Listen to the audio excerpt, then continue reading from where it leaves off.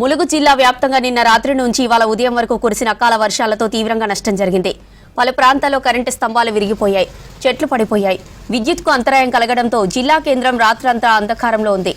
విద్యుత్ అధికారులు శ్రమించి తిరిగి విద్యుత్ సరఫరాను పునరుద్ధరించారు. భారీగా ఈదురు గాలులతో వర్షం కురియడంతో సెల్ ఫోన్ సిగ్నల్స్ కు అంతరాయం కలిగింది. ములుగు మండలం జింత్రావుపల్లిలో వర్షానికి ధాన్యం తడిసిపోవడంతో రైతులు ఆందోళన చెందుతున్నారు. తడిచిన ధాన్యం కోత పెట్టకుండా కొనుగోలు చేసి సర్కారు ఆదుకోవాలని విజ్ఞప్తి చేస్తున్నారు రైతులు. ఇక ఈదురుగాలులకు జక్కుల ఐలయ్యకు చెందిన ఇంటి రేకులు ఎగిరిపోయాయి.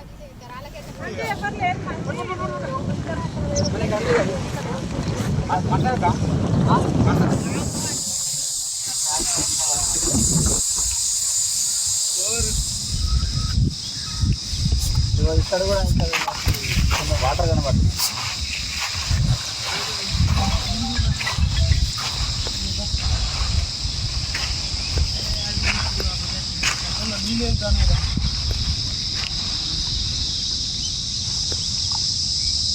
ఎప్పుడు ఆగలే నేను ఏది చల్లాల కొనుగోలు కాడ నుంచి ఇదే ఫస్ట్ సారి ఆగట్టు.